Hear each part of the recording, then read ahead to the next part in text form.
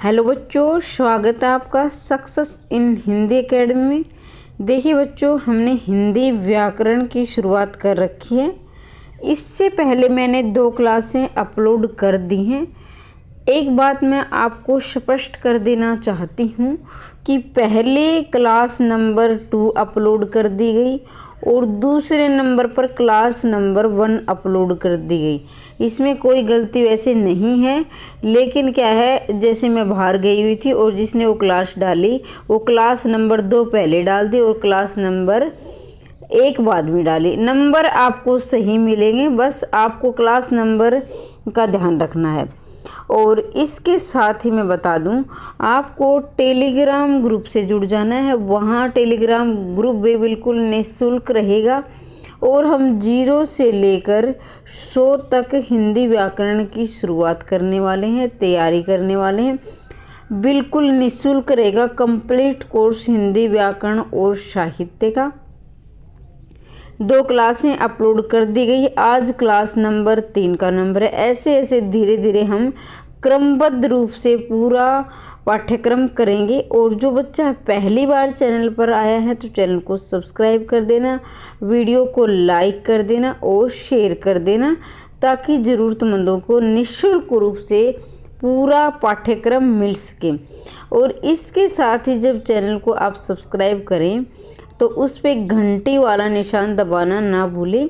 जब भी मैं वीडियो डालूंगी आप तक उचित समय पर पहुंच जाएगी। तो देखिए बच्चों, हम क्रमबद्ध आज जो टीजीटी स्क्रीनिंग के जो बच्चे पेपर दे के आए थे उनको वर्णों की संख्या में बहुत कन्फ्यूजन है। हालांकि मैंने कोशिश भी की है, लेकिन कुछ बच्चे ऐसे हैं जो मानने को तैयार नहीं है। शायद उनका कन्फ्यूज यहाँ दूर हो जाए अगर वो क्लास को प्रॉपर वे में ध्यानपूर्वक सुनेंगे। तो इसलिए बच्चों, आपको कुछ नहीं करना है, पूरे मनोयोग से ध्यानपूर्वक के लिए इस क्लास को सुनना है। परीक्षा की दृष्टि से इनसे बाहर प्रश्न नहीं जाएगा। ये मेरे हस्तलिखित नोट्स हैं। लेकिन क्या है कि वैसे तो आप सभी जानते हैं कि भाषा का कोई सीमित क्षेत्र नहीं है, कितना भी सीखो भाषा और निकलती ही जाती है। लेकिन फिर हर वीडियो में मैं कहती हूँ बच्चों कि जो परीक्षा की दृष्टि से ये क्लास आपके लिए काफ़ी महत्वपूर्ण रहने वाली है और इससे बाहर कोई प्रश्न भी नहीं जाएगा। अब आगे बढ़ते हैं। भाषा और लिपि में क्या अंतर है? भाषा और लिपि में क्या अंतर है ये आप देखेंगे। भाषा, देखो बच्चों, मतलब कि आपको जो है व्याख्या थोड़ी सी शायद यहाँ कम मिल सकते हैं, लेकिन मैं बोलकर करवा दूँगी। ये शॉर्ट में कुछ हो सकते लिख सकते हैं, लेकिन हमें तो कंपटीशन टेस्टों की तैयारी कर रहे हैं, हम छोटे बच्चे नहीं हैं, समझ जाएंगे। भाषा क्या है? विचार अभिव्यक्ति का माध्यम है। अब आप कहोगे मैम नहीं, ये भी हो सकती, ये अपनी परिभाषा आप अलग बताओगे जिसमें एक व्यक्ति या व्यक्तियों का समूह दूसरे व्यक्ति या दूसरे व्यक्तियों के समूह से विचार विनिमय करता है। तो बच्चों, विचार अभिव्यक्ति, इसका निष्कर्ष यही निकलता है कि विचार अभिव्यक्ति हो रही है, चाहे वो एक व्यक्ति हो या दूसरा व्यक्ति हो, चाहे एक व्यक्तियों का समूह हो या चाहे दूसरे व्यक्तियों का समूह। ठीक है, अब आगे बढ़ते हैं। भाई, लिपि किसे कहते हैं? आपने सुना है कि हिंदी की लिपि क्या है, मैंने कल करवाया भी था। हिंदी की लिपि देवनागरी है। मराठी की लिपि भी क्या है? देवनागरी है। फिर बच्चों क्या है? संस्कृत की लिपि भी संस्कृत ये री की मात्रा संस्कृत, ऐसे उसका उच्चारण किया जाएगा। संस्कृत की लिपि भी क्या है बच्चों? देवनागरी है। तो देखिए यहाँ भाषा को समझने के लिए कुछ जो है लिखाई चिन्ह निश्चित किए गए थे। भाई, उन निश्चित चिन्हों को लिपि कहते हैं। भाषा को समझने के लिए कुछ चिन्ह निश्चित किए गए हैं और उन चिन्हों को लिपि कहते हैं। अब आप कहोगे मैम लिख कर, चाहे वो लिख कर लगाओ चाहे बोल कर, क्योंकि जैसे मैंने क्या लिखा तो ये क्या है? ये तो वैसे तो वर्ण है। आप कुछ बच्चे कहेंगे मैम ये तो वर्ण है। वर्ण है, बिल्कुल है, लेकिन भाई ये चिन्ह तो निश्चित किया गया है कि ये ऐसे ही लिखा जाएगा, तो इसे लिपि कहते हैं। ठीक है। स्वर और व्यंजन का अंतर स्पष्ट कीजिए। तो स्वर और व्यंजन का जो है अंतर स्पष्ट करना है। तो बच्चों देखो, स्वतंत्र रूप से, यानी किसी की कोई सहायता नहीं ली जाए, स्वतंत्र रूप से उच्चारित होने वाली ध्वनियों को ध्वनियाँ स्वर कहलाती है। स्वतंत्र रूप से उच्चारित होने वाली ध्वनियाँ स्वर कहलाती है। जैसे ए है, भाई किसी की सहायता नहीं ली। आ है, तो ऐसे बच्चों 11 स्वर ऐसे हैं जो स्वतंत्र रूप से उच्चारित किए जाते हैं। आगे बढ़ते हैं। व्यंजन, स्वरों की सहायता से उच्चारित होने वाली ध्वनियाँ जो है ये बच्चों यहाँ व्यंजन लिख लेना, व्यंजन कहलाती है। क्या है? व्यंजन कहलाती। स्वरों की सहायता से उच्चारित होने वाली ध्वनियाँ व्यंजन कहलाती है। क्या कहलाती है? व्यंजन कहलाती है। अब इनकी संख्या क्या है ये हम बाद में बात करेंगे। हिंदी भाषा की उत्पत्ति को क्रम से समझाइए। भाई ये हिंदी भाषा उत्पत्ति का होता है, मतलब बच्चों को जन्म कहाँ से हुआ, उसका जन्म कहाँ से हुआ, उसका विकास कहाँ से हुआ। तो पहले हम जन्म के बारे में पढ़ेंगे, बाद में हम इसके विकास के बारे में पढ़ेंगे। तो देखो बच्चों, पहले आई क्या? हमारी संस्कृत भाषा, फिर हमारी पाली आई जिसमें बौद्ध लिखे गए, प्राकृत, फिर जिस प्राकृत में क्या है? जैन साहित्य लिखा गया है। पाली में क्या बच्चों? बौद्ध साहित्य लिखा गया है, बौद्ध साहित्य। और प्राकृत में जैन साहित्य लिखा, ये भी आप याद रखेंगे। ये जीके का भी प्रश्न बन जाता है, या जीके के भी प्रश्न बनते हैं कि पाली में जैन साहित्य लिखा गया, बौद्ध लिखा गया है। तो ये ऑप्शन के अनुसार आपको चयन करना है। पाली में क्या? बौद्ध लिखा गया था, प्राकृत में क्या? जैन साहित्य लिखा गया। फिर आती है बच्चों अपभ्रंश, और फिर आती है हमारी हिंदी। अब कुछ बच्चे ये कहेंगे मैम अवट भी आती है, बिल्कुल सही बात है। अगर यहाँ पर अवट आया है तो आप अवट करेंगे, फिर हिंदी करेंगे। क्यों करेंगे? देखो बच्चों, अवट का एक बोली की तरह छोटा रूप है, अपभ्रंश का थोड़ा बड़ा रूप है। कहने का अपभ्रंश का बिगड़ा हुआ रूप ही अवट है। अगर ऐसे दिया है तो आप ये करेंगे, संस्कृत, पाली, प्राकृत, अपभ्रंश, फिर अवट हो सकता है। अवट आए तो अवट कर देना, फिर हिंदी। लेकिन अवट नहीं आए तो फिर आप अपभ्रंश को करोगे। देखिए बच्चों, वीडियो को ध्यानपूर्वक सुनोगे, फिर आपके डाउट आएंगे। मैं ये नहीं कि आप डाउट का कमेंट मत करें, आप डाउट का कमेंट करें, आपको डाउट नहीं होना चाहिए। लेकिन क्या है बच्चों, देखो जैसे ना आपने सुना होगा अध जल गगरी छलकत जाए, तो कहने का मतलब ये है कि सफलता का बच्चों कोई शॉर्टकट नहीं होता। अभी आपकी कोई एग्ज़ाम की डेट नहीं आई है, फिर ये शिकायत रहती है बच्चों की मैम 1 नंबर से रह गए, 2 नंबर से। तो इसलिए हम 0 से लेकर 100 तक क्रमबद्ध रूप से चले हुए हैं और ध्यान से और विस्तार से पढ़ेंगे। और जैसे ही हमारा कोर्स कंप्लीट हो जाएगा तो मैं 2-2, 3-3 घंटे की आपके लिए MCQ क्वेश्चन लेकर आऊँगी और पूरा व्याकरण इसी प्रकार से करवा दूँगी, साहित्य भी करवाया जाए। इसके साथ ही मैं आपको 5 प्रश्न डेली पूछूँगी। 5 प्रश्नों का जवाब जो बच्चा ध्यान से पढ़ेगा वो कमेंट बॉक्स में लिखिएगा, और लिखोगे तो क्या आपका जो है रिवीजन भी हो जाएगा और आपकी तैयारी कितनी है आपको ये पता चल जाएगा।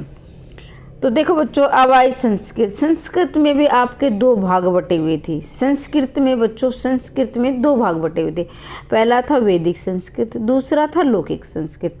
जो वैदिक संस्कृत थी बच्चों, ये 15 ईस्वी पूर्व से 1000 ईस्वी पूर्व तक। अब बच्चों, अब ये ध्यान रखना है, कहीं पर विक्रम संवत होता है, ठीक है, और कहीं जो है ईस्वी होता है। तो आप ईस्वी और विक्रम संवत का ध्यान रखेंगे, ठीक है। कहीं आप सोचो मैडम ने तो ये बताया था और हमने जो है मैडम ने गलत पढ़ा दिया। अब आपकी आदत है, आप करते हो ऐसा, बहुत से बच्चे करते हैं कि आप अब देखो वर्णों की संख्या मैं बाद में बात करूँगी, वो देख लेना कौन सही बता रहा है कौन गलत बता रहा है। तो वैदिक संस्कृत बच्चों रहेगी 15 ईस्वी पूर्व से 1500 ईस्वी पूर्व से 1000 ईस्वी पूर्व।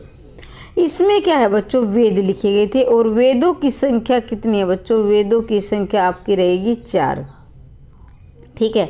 तो 4 वेद थे ये इसमें लिखे गए थे 1500 ईस्वी पूर्व से 1000। फिर बच्चों आई लौकिक संस्कृत, ये 1000 ईस्वी से 500 ईस्वी तक, 1000 ईस्वी से 500 ईस्वी तक।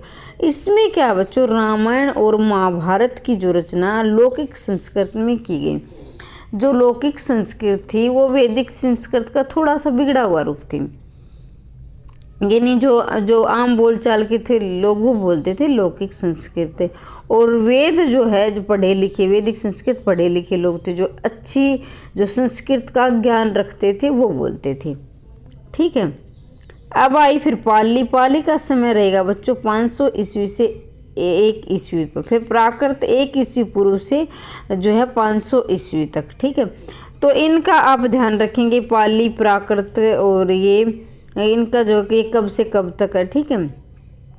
पर बच्चों अब आई अपभ्रंश और शोरसेनी जो है 500 ईस्वी से 1000 ईस्वी तक, 500 ईस्वी से 1000 ईस्वी तक। अब हमारी हिंदी जो है 1000 ईस्वी वर्तमान समय भाई 1000 ईस्वी से बोली जा रही है और वर्तमान समय तक ही वर्तमान समय में बोली जा रही है 1000 ईस्वी से वर्तमान समय तक अब भी हमारी हिंदी बोली जा रही है। अब देखो बच्चों स्वरों की संख्या आप देखेंगे, स्वरों की संख्या कितनी है, 11 है।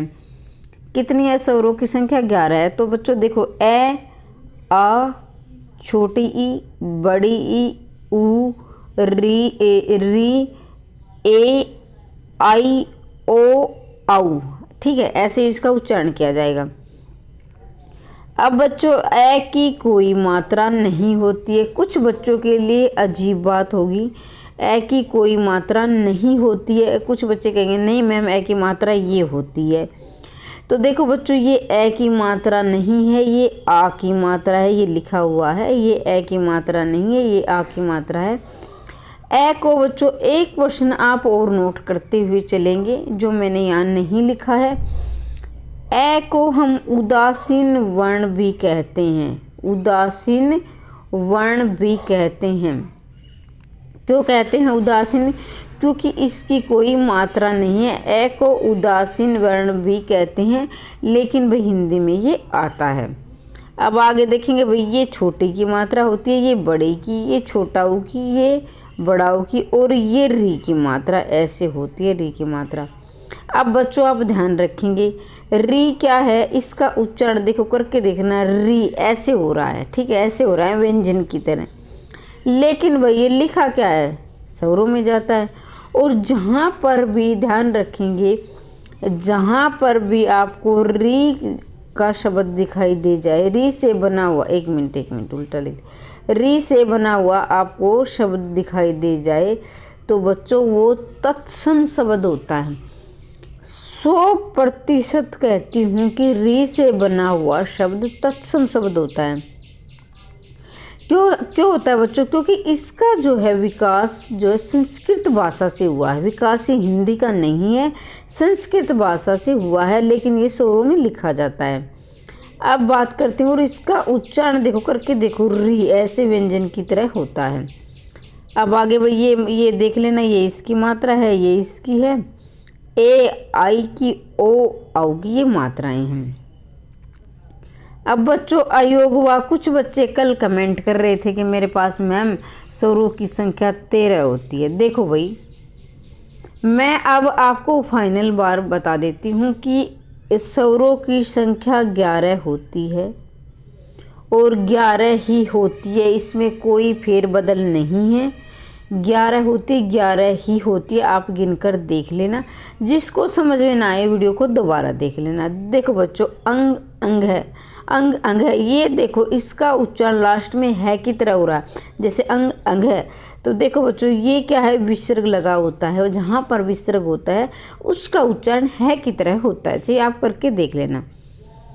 अब इसका अर्थ क्या है, अयोग प्लस वहा।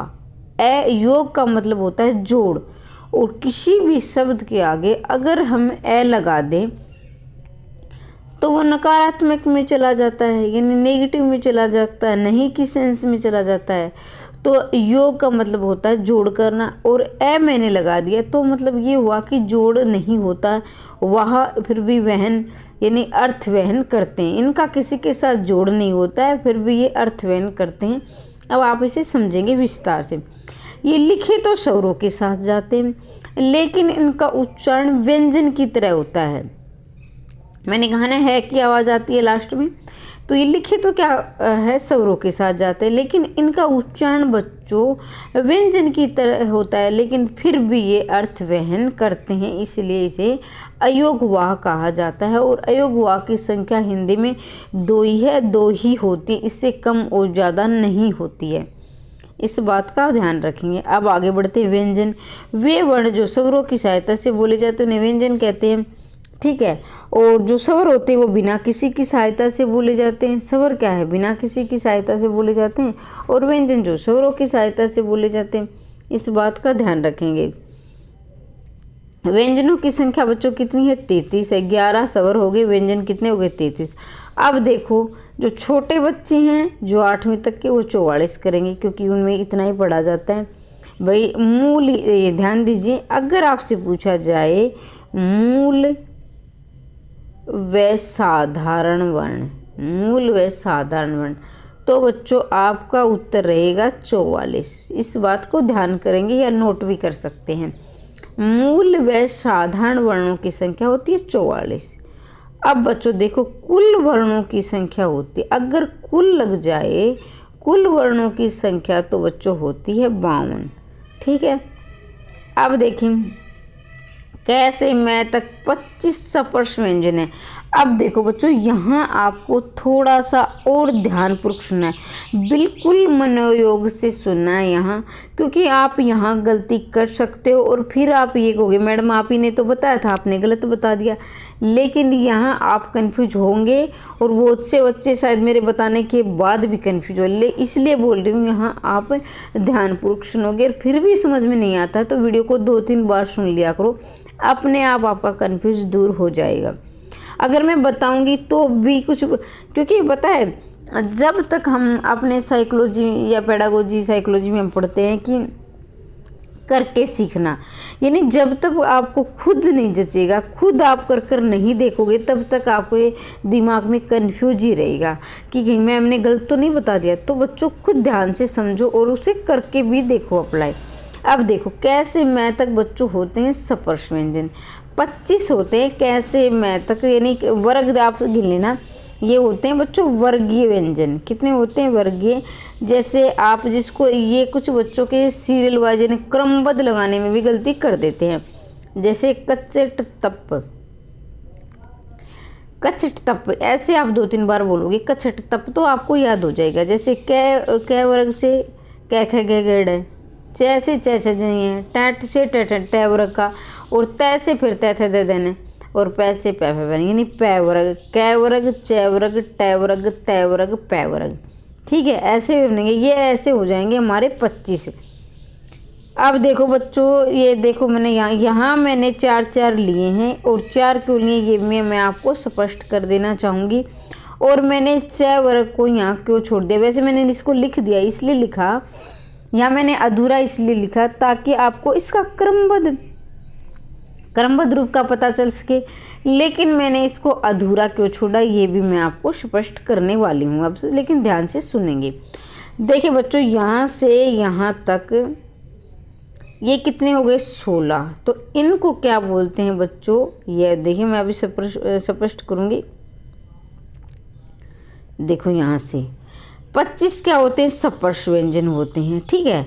और बच्चों देखो सपर्श संघर्षी के क्या होते हैं, ये 4, ये क्या है, इन्हें सपर्शी व्यंजन भी बोल दिया जाता है। 16 होते हैं, देखो 25 होते हैं सपर्श व्यंजन, लिख लेना 25, नोट कर लेना अपनी कॉपी में। 25 होते हैं सपर्श व्यंजन और 16 क्या होते हैं, सपर्शी व्यंजन। ये आधा आएगा बच्चों, ध्यान रखना, 1 मिनट। 16 होते हैं, पहले मैं 25 बता देती हूँ। 25 होते हैं सपर्श व्यंजन और 16 होते हैं बच्चों सपर्शी व्यंजन। क्या होते हैं, सपर्शी व्यंजन। ये 16 क्या है, सपर्श और सपर्शी का ध्यान रखेंगे। अब देखो बच्चों सपर्श संघर्षी होते हैं, इस संघर्षी में एक रह की मात्रा और आएगी ऐसे। सपर्श संघर्षी ये 4 है। देखो बच्चों इनका उच्चारण करके देखना, छ छ झ छ छ झ, ये इसमें सपर्श, यानी हमारी जो मुख्य वायु है कहीं ना कहीं स्पर्श भी कर रही है, यानी टच भी कर रही है और संघर्ष भी कर रही है, यानी कि उष्मा भी निकल रही है। जैसे देखो च छ झ, तो ये क्या है, स्पर्श भी कर रही है, संघर्ष भी कर रही है। तो ये 4 बच्चों है स्पर्श संघर्षी। और यहाँ से यहाँ से बच्चों 100% है, 1 मिनट, 100% यहाँ से प्रश्न बनने वाला है। और क्या है कि कम से कम ये लगा लो कि 60-65% बच्चे यहाँ से प्रश्न गलत करते हैं। तो आज के बाद आपको कंफ्यूज नहीं रहना चाहिए।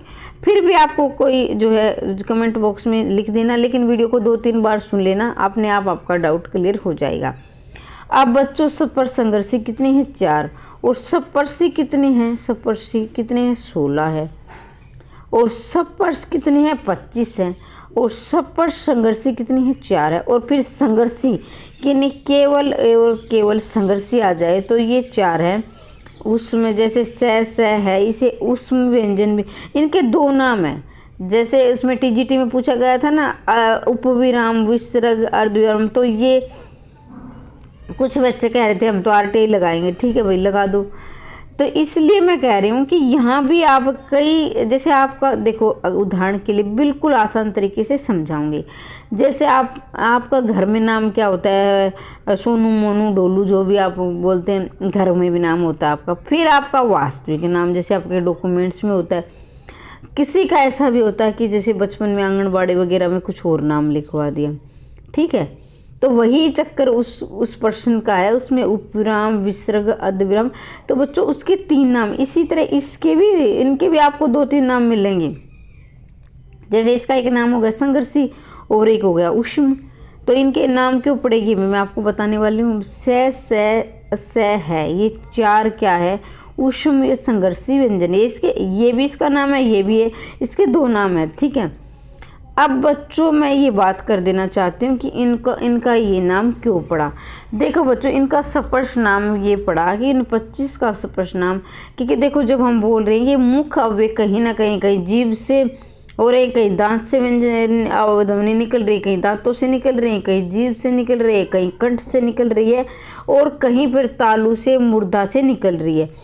बाकी विस्तार से मैं आगे की वीडियो में बताऊंगी आपको कि कौन सी मूर्धा से निकल रही है, कौन सी का उच्चारण ओठों से हो रहा है। तो बच्चों ये मैं आगे की वीडियो में बताऊंगी। आप इतना समझेंगे कि ये 25 व्यंजन किसी न किसी मुख्य अवयव से इनका उच्चारण निकल रहा है, इसलिए नाम इनका सपर्श व्यंजन पड़ा। ठीक है, अब बच्चों सपर्श संघर्ष, ये देखो बच्चों सपर्श भी कर रहे हैं, इसके साथ ये संघर्ष भी कर रहे हैं, क्योंकि इनमें कुछ ज़्यादा ही संघर्ष करना पड़ रहा है। अब बच्चों इसका संघर्षी नाम क्योंकि देखो उष्मा, देखो उच्चारण करके देखो, श है, यानी अंदर से गर्म हवा नहीं, उष्म का मतलब होता है, जैसे उष्मा आपने साइंस में पढ़ा होगा, उष्मा, तो उसका मतलब होता है बच्चों हवा, यानी रगड़ कर हवा, जैसे स ऐसे बोल रहे हैं तो उच्चारण, यानी उच्चारण करते हुए गर्मी सी बाहर, अंदर से बाहर निकल रही है, तो इसलिए इसको उष्म व्यंजन कहा गया है। अब बच्चों ये है नासिकी, ये नासिक हमारे चैनल का नाम आ गया है, इसे नासिकीय, यानी नाक से इनका उच्चारण निकलता है, इसलिए इसे नासिकी कहा गया है। फिर बच्चों इसे अनुनासिक, इसके भी 2 नाम है, अनुनासिक, सारे नाम बताऊंगी मैं, इसका नाम क्यों पड़ा, कितने नाम है इसे। अनुनासिक, जैसे देखो बच्चों ये 5 होते हैं डयण में, तो देखो इसमें नाक से भी और मुंह से भी, दोनों से हवा निकल रही है। वैसे तो इसे नासिकी ज़्यादा कहा जाता है, नाक से निकलती है, लेकिन इसकी मुंह से भी निकलती है दोनों। तो इनकी संख्या कितनी है बच्चों? 5 है। तो उम्मीद करती हूँ बच्चों यहाँ तक समझ में आया होगा, और जिसको नहीं समझ में आया वीडियो को दोबारा देख लेना। फिर भी समझ में ना आए तो फिर कमेंट बॉक्स में लिख देना, मैं अगली वीडियो में, या फिर कुछ ऐसे जवाब होते हैं आपको लगता है कि मैडम हमारे कमेंट का जवाब नहीं दिया, तो देखो बच्चों कुछ ऐसे जवाब होते हैं जो कमेंट बॉक्स में लिख कर नहीं बताए जाए, मैं बता दूं फिर भी आपको समझ में नहीं आएगा ये क्यों हुआ, कैसे हुआ, तो उनके अगले वीडियो में, या फिर मैं सप्ताह में एक वीडियो ऐसी लेकर आऊँगी जो आपके डाउटों की होगी। ठीक है, अब चलते हैं विशेष। अब मैंने विशेष यहाँ क्यों लिखा, देखो बच्चों आप हिंदी में लिखते आ रहे हो नोट, NOT, नोट को हिंदी में, इंग्लिश में नोट बोलते हैं और हिंदी में इसे बोलते हैं विशेष। तो बच्चों देखो विशेष करके लिखा है क्योंकि आपका ये डाउट था। हिंदी वर्णमाला में वर्णों की संख्या होती है बच्चों 44 वर्ण, ये वर्ण ऐसे, वर्णों ऐसे लिखा जाएगा, इसमें वर्णों की संख्या। ठीक है, अब कुल वर्णों की संख्या होती है बच्चों 52, और ये मैं आपको समझाने वाली हूँ ये कैसे। तो 11 स्वर मैंने बता दिए हैं, व्यंजन भी मैंने आपको बता दिए हैं। अयोगवा भी मैं समझा चुकी हूँ कैसे ये दो होते हैं। अब देखो उत्क्षिप्त, उत्क्षिप्त इसके भी क्या है, 4 नाम हैं। अब आपको हो गए, देखो बच्चों इसे ताड़न जात भी कहा जाता है, उत्क्षिप्त भी कहा जाता है, द्विपृष्ठ भी कहा जाता है, द्विगुण भी कहा जाता है, विकसित व्यंजन भी कहा जाता है। तो आप ध्यान रखेंगे जैसे इसका उच्चारण, इसे देखो उत्क्षिप्त यानी मतलब फेंका गया, उत्क्षिप्त होता है मतलब फेंका गया। और जैसे इनका उच्चारण होता है ये ध्यान रखिए, कुछ बच्चों को तो ये नहीं पता होता कि ये क्या, कहीं उसके ऊपर बिंदी लगा देते हैं, कहीं इसके ऊपर बिंदी लगा देते हैं। तो बच्चों जहाँ बिंदी नहीं आएगी वो होते हैं वर्गीय व्यंजन। जैसे नहीं होते हैं, जैसे ट वाले वर्ग में, ट वाले वर्ग में बच्चों जहाँ पर बिंदी नहीं होती है उसे वो होते हैं वर्गीय व्यंजन, और जहाँ पर बिंदी होती है वो होते हैं उत्क्षिप्त व्यंजन, और इनकी संख्या होती है 2। जैसे और इसका एक अन्य नाम ताड़न जात भी है। उत्क्षिप्त का मतलब होता है बच्चों फेंका गया, और ताड़न जात जैसे भगाया गया। जैसे घर पे कुत्ता आता है ना, तो हमारी दादी अम्मा ये नहीं हमारी माता जी बोलती नहीं, ताड़, इसको ताड़ दो यानी इसको भगा दो। और इसको ताड़न जात और उत्क्षिप्त क्यों कहते हैं ये भी मैं आपको बताने वाली हूँ। इसको द्विपृष्ठ भी कहते हैं, इसको द्विगुण भी कहते हैं, इसको विकसित व्यंजन भी कहते हैं। देखो बच्चों इनका उच्चारण होता है ड अढ, और इनका होता है अढ अढ़, अढ अढ़। तो मतलब इनके में दुगनी यानी 2 गुना इसकी जो है समय लग रहा है, इनके उच्चारण में 2 गुना, इनमें 2 गुना लग रहा है। ये देखो फिर से ध्यान से देखो, इनके ड उढ और इनका अढ़ अढ़, तो इनमें क्या है 2 गुना समय लग रहा है, इसलिए इसे यानी द्विगुण या द्विपृष्ठ कहा जाता है। और जब मैं बोल रही हूँ ना, देखो जो हमारी जीभ है, मान लीजिए जीभ है, तो ये ऐसे मुड़ रही है, जब आप उसका उच्चारण कर रहे हो तो ऐसे मुड़ रही है जीभ, तो इसलिए इसे द्विपृष्ठ कहा जाएगा, यानी दोबारा ऐसे द्विपृष्ठ यानी मुड़ कर आ रही है। ठीक है, तो ये समझ में आया होगा। और ये जो है ये क्या है, ये उत्क्षिप्त है, और ये जो बिना बिंदी वाले हैं बच्चों ये वर्गीय व्यंजन है, ये भी आप ध्यान रखेंगे। अब आगे बढ़ते हैं संयुक्त व्यंजन। संयुक्त देखो बच्चों, अब देखो मैंने ये 52 क्यों लिखी, आप इन्हें जोड़कर देख लेना, इनकी संख्या 52 ही आएगी। ठीक है, फिर बच्चों इसे संयुक्त व्यंजन और संयुक्ताक्षर।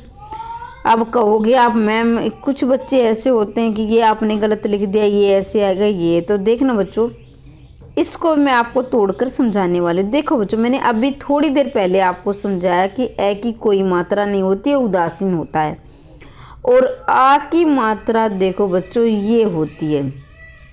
ठीक है, लेकिन बच्चों इसमें क्या है, ए छुपा हो, देखो इसको हम अलग बोलेंगे, इसको अलग बोलेंगे।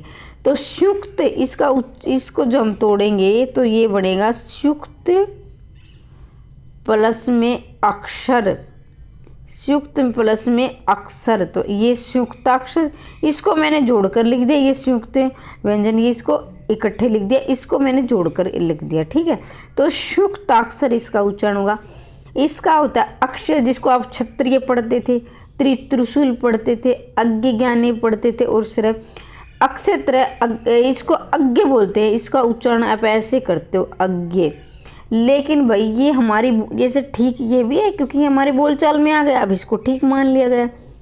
लेकिन बच्चों इसका उच्चारण होता है जैं, यानी इसका उच्चारण ऐसे होता है जैं, जैं, इसका उच्चारण जैं होता है अगर शुद्ध रूप से देखा जाए।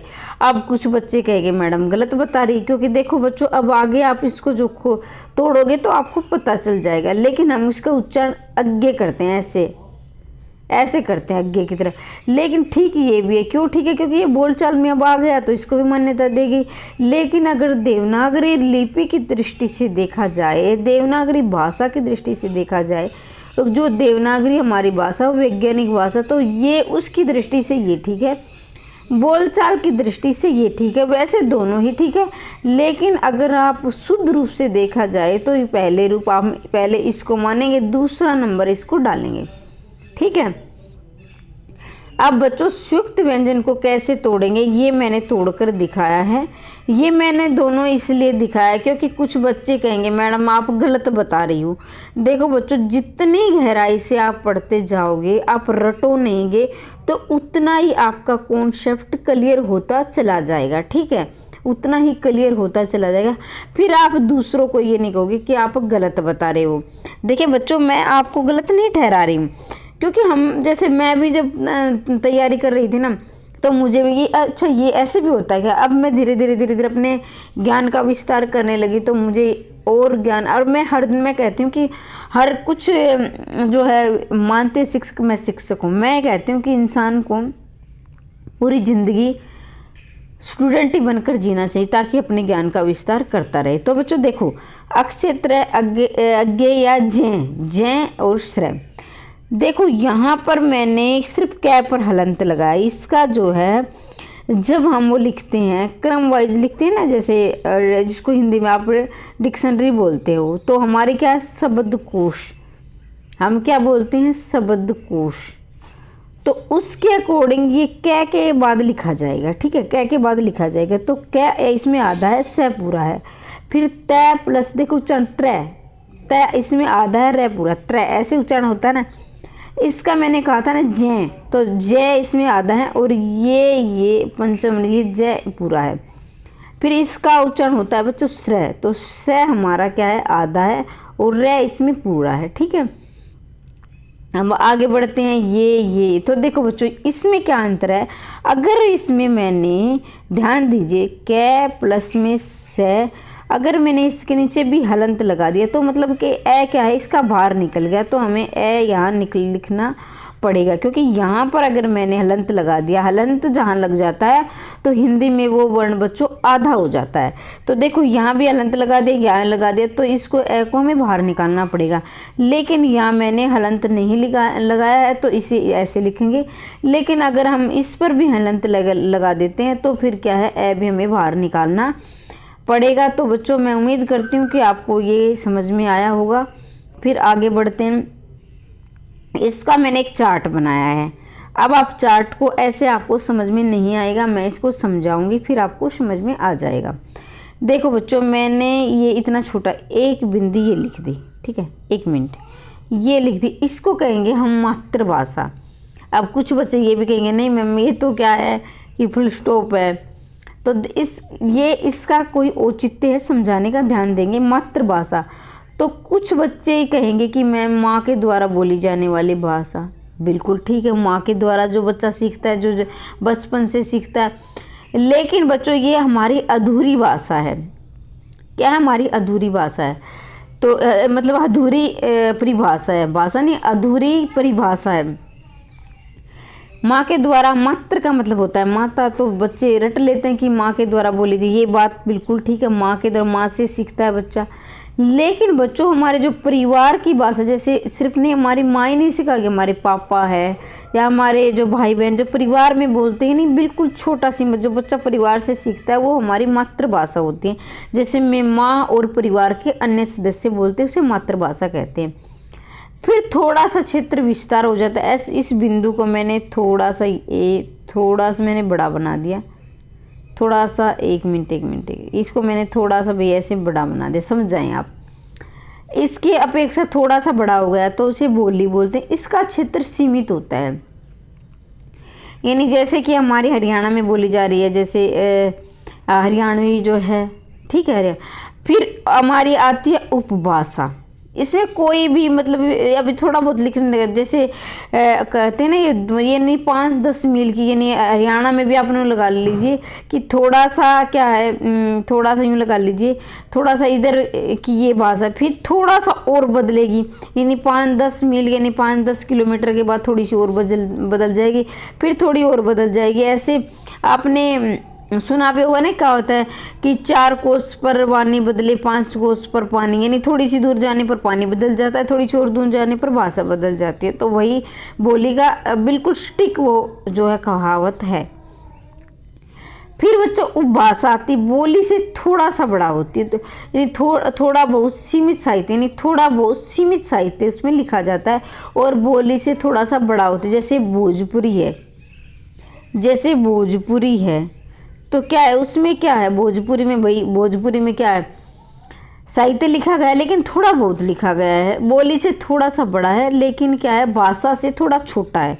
भाषा से बच्चों थोड़ा छोटा होगा और बोली से थोड़ा सा बड़ा होगा, तो उसे क्या बोलते हैं, उपभाषा। थोड़ा बहुत सीमित साहित्य लिखा जाता है।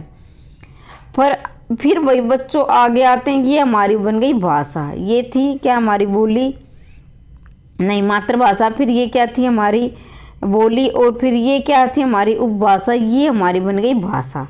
तो बच्चों भाषा का क्षेत्र थोड़ा सा पूरे देश में बोली जाती है। इन सबसे बड़ा, सबसे बड़ी क्या होती है, भाषा पूरे देश और विदेश में बोली जाती है। जैसे हमारी हिंदी है, और संविधान में 22 भाषाओं को दर्जा दिया गया है। संविधान में 22 भाषाओं को दिया गया है।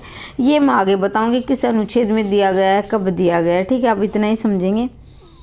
इसमें साहित्य की रचना होती है, जैसे हिंदी में साहित्य, जैसे हम पढ़ रहे हैं हमारा हिंदी साहित्य, ये भाषा से बड़ा होता है। फिर बच्चों है हमारी राजभाषा।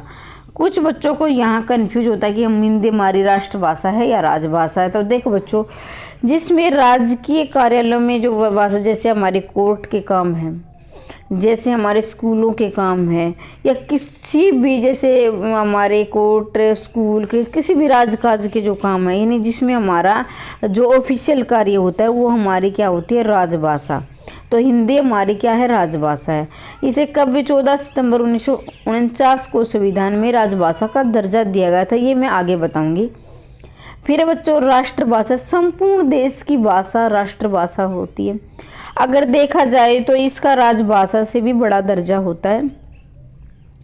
हिंदी हमारी राष्ट्रभाषा नहीं है। कुछ बच्चे इसको भी गलत बताएंगे, हिंदी हमारी राष्ट्रभाषा नहीं है, राजभाषा है, क्योंकि हमारे देश की कोई राष्ट्रभाषा है ही नहीं। अगर थोड़ा बहुत देखें तो हम संस्कृत को पहले की तुलना में बोल सकते हैं, लेकिन आजकल वो भी नहीं है। पहले राष्ट्रभाषा हमारी हिंदी हो सकती नहीं, संस्कृत हो सकती थी, क्योंकि पहले संस्कृत ज़्यादा बोली जाती।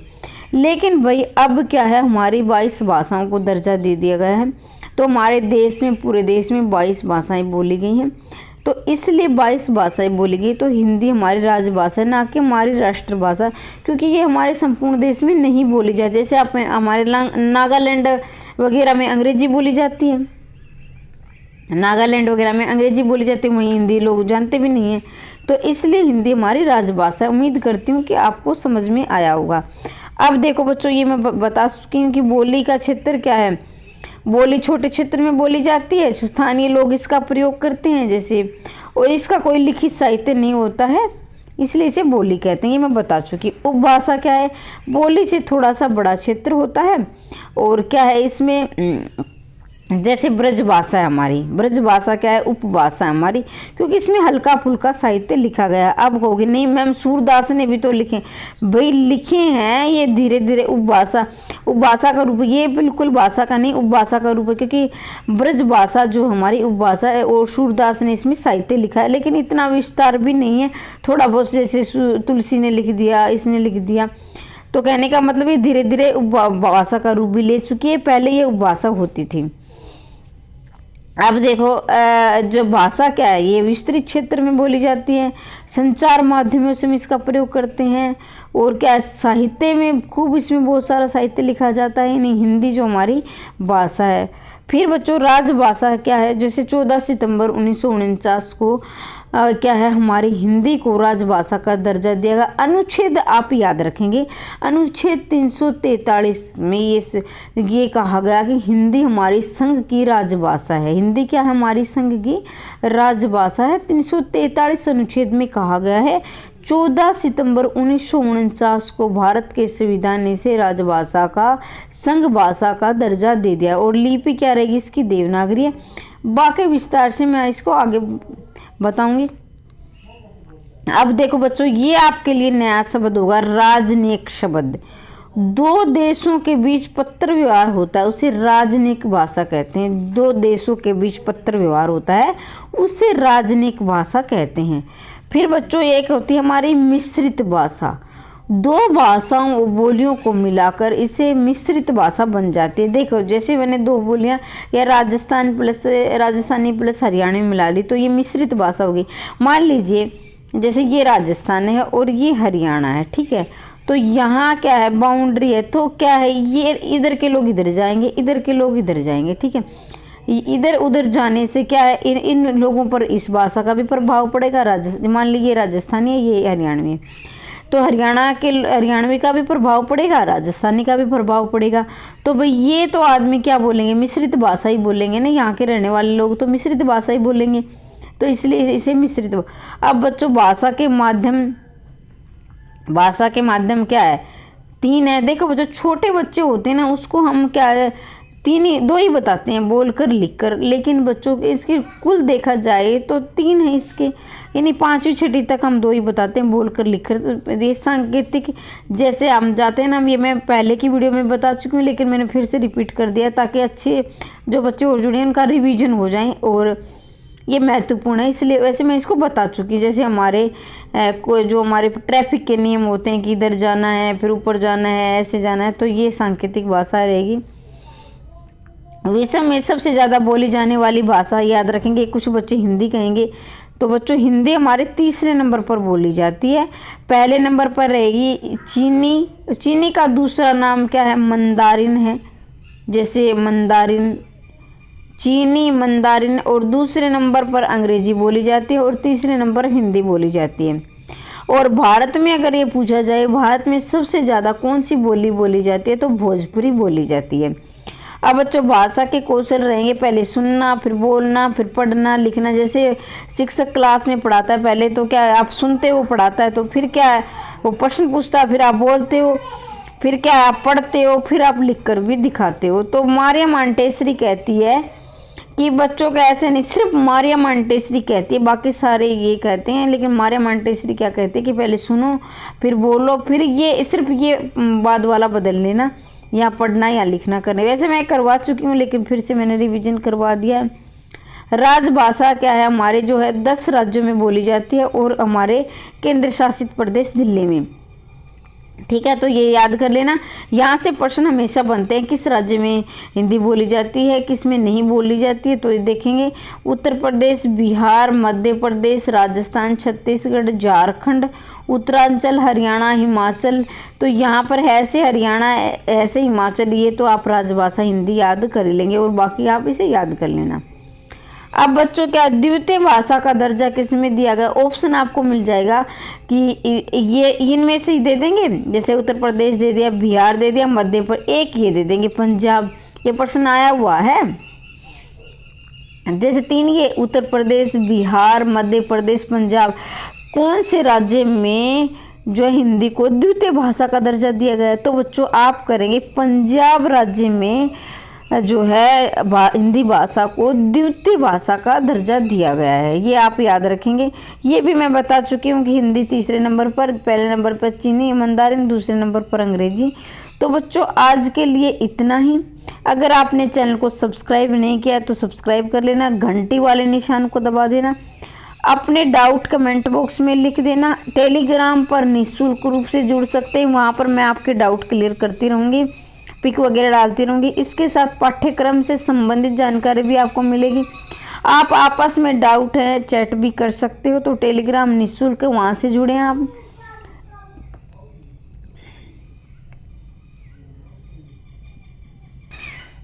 तो बच्चों निःशुल्क रहेगा आपका पूरा कोर्स हिंदी व्याकरण प्लस साहित्य का। ऐसे ही हम क्रमबद्ध रूप से तैयारी करेंगे। अगर आप हमारे क्रमबद्ध रूप से जुड़ना चाहते हैं, पूरा पाठ्यक्रम हमारे साथ करना चाहते हैं, तो हमारे साथ अंतिम समय तक जुड़े रहें। आज के लिए इतना ही, मिलते हैं नेक्स्ट वीडियो में। वीडियो देखने के लिए धन्यवाद।